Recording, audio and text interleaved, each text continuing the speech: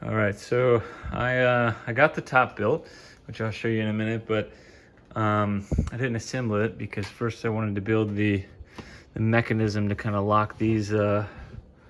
These are the extensions for the bed, and what I did is put a little ramp there so that when you push it in and it sits flush with the back plate over there, it's going to kind of wedge it into the top, which will be bolted down here, so that'll hold steady, and there's kind of a uniform curve there, so that'll hold steady and shouldn't rattle too much when I'm driving around.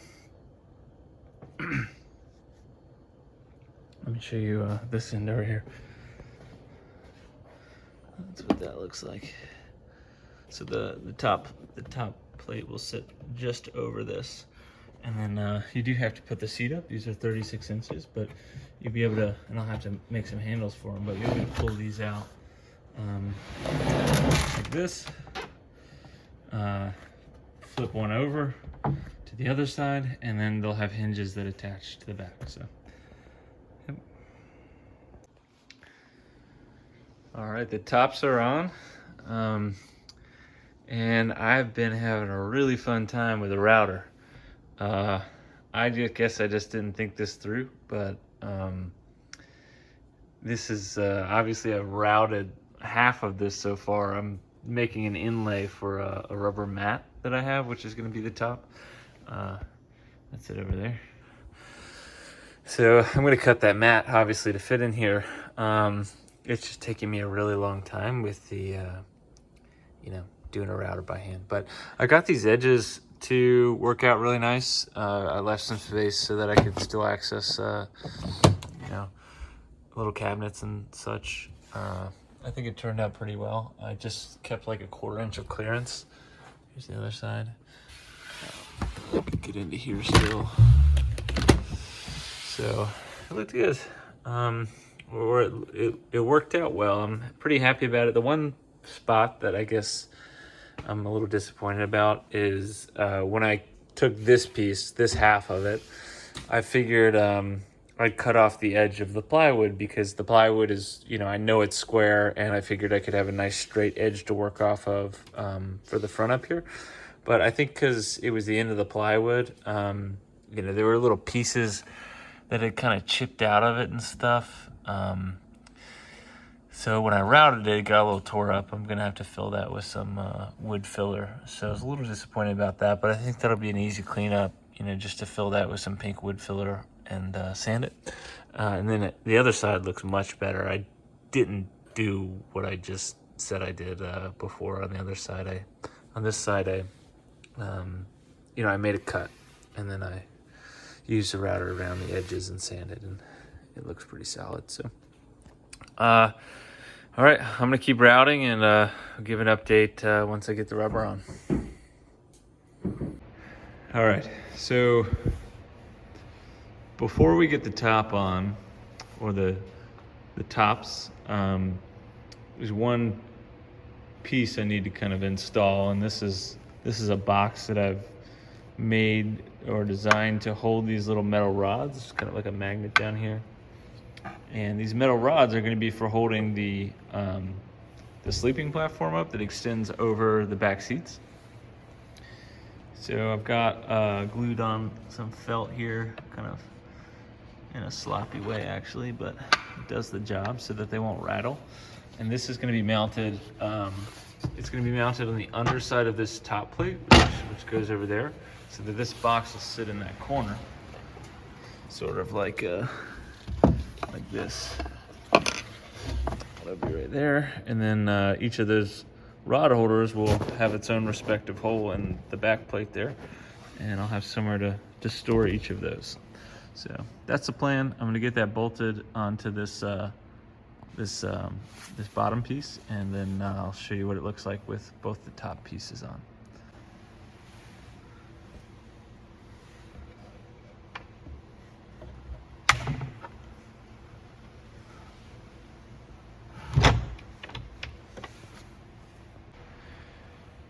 All right, so the bed extension is all done. I've got that little rod holder complete, and I guess I still need to show you guys how that works. Like I said, all 4 of those kind of stick in there with magnets. And then I have these little brackets down here that those rods go into, and then they hold the platforms. There are 2 platforms, which are over there. I painted them black, and I added this this handle on there, and a little kind of door mechanism to keep these panels pushed back. I mean, earlier in the video you saw the little sloped ramp I put, kind of that wedges these guys up into the top. So that little twisty mechanism there kind of holds them back up against that slope. And those are in there pretty firm. I don't think they're gonna rattle very much, but let me, I'll take one out. Let me walk around, show you how they come out, and then I'll set one up and put it on the video too. So to do this, you just gotta twist this guy down, and this serves another purpose I'll show you too. It twists back up actually to support the panel, but kind of pull one out at a time, and it's just the clearance is just enough to get one out at a time above this seat. So let me hang this video up, and then I'll show you what the panel looks like fully set up. All right, that's the platform. I've got these little ropes tied to the hinges, the pins, so you can pull them in and out really easily. And that's an easy, quick way to kind of fasten these on here. And then it's definitely sturdy. There's a bit of a weak spot here on both sides, so I've added supports. On this side, the support is actually the that twisty mechanism that keeps the panels in their place. It also is the right height to support that, so that's solid. And then got each of these 4 rods set up at an angle such that the harder you push down on this platform, the tighter and tenser those are going to get. So it can really take a lot of weight, even more weight than you would typically be able to with just the bending of this board, because those things are pulling it away from the hinges more and more. And the box itself, as you've seen, is totally screwed down, ratcheted down to the frame. So it makes for a really kind of strong setup. I painted these black. That's probably the only thing I kind of wish I didn't do. I wish I would have maybe done a glossy clear coat, because there is some friction as it goes in and out of that that little cabinet there.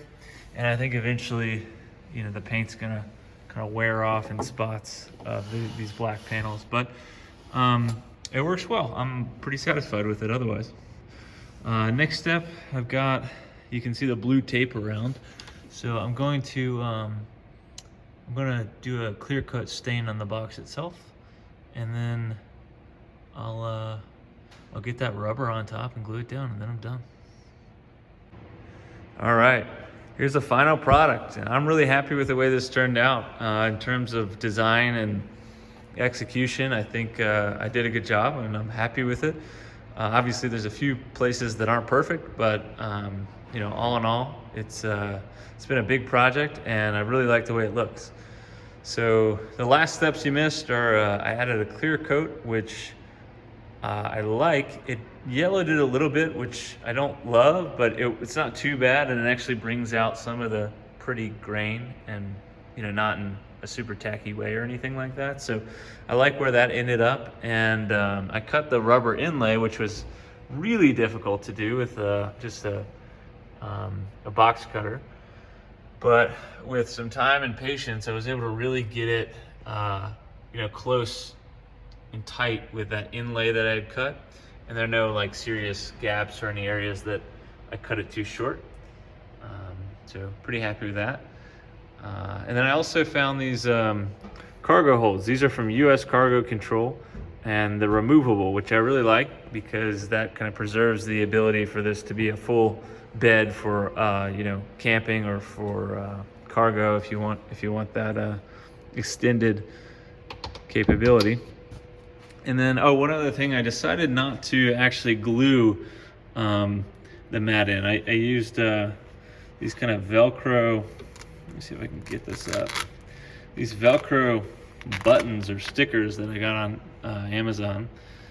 And I went around to each spot and kind of cut a hole that's, I think it's probably about 2/16 of an inch deep, so that these Velcro pieces would sit flat and the rubber would be flush with the top. And the reason I did that is because, you know, I might want to get under the rubber one day and take these top panels off. If I ever want to put an electrical panel over there or put gear kind of into, you know, not gear, but like electronics and things like that, under this panel, I want to be able to remove it. So I thought Velcro was a better option. But again, the final product, thanks for watching. If you like this, I'm definitely going to be doing a lot of cool, like really custom builds on this car, because this is what I like to do. So definitely subscribe if you're into this kind of thing. And I've also got a few different angles of the final product that I'll show in a minute. But anyways, thanks for watching.